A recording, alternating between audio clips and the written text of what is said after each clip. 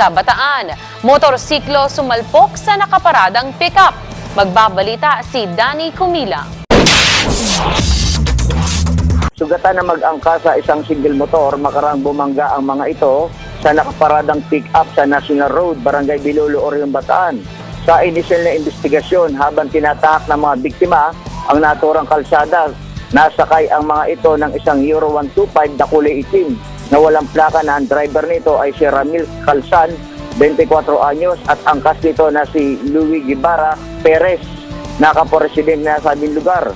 Aksidente bumangga ang mga ito sa nakaparadang pick-up na nakapark sa harap ng bilyaran dahil para tumilapon ang mga ito at magtamo ng matinding pinsala sa ulo at katawan.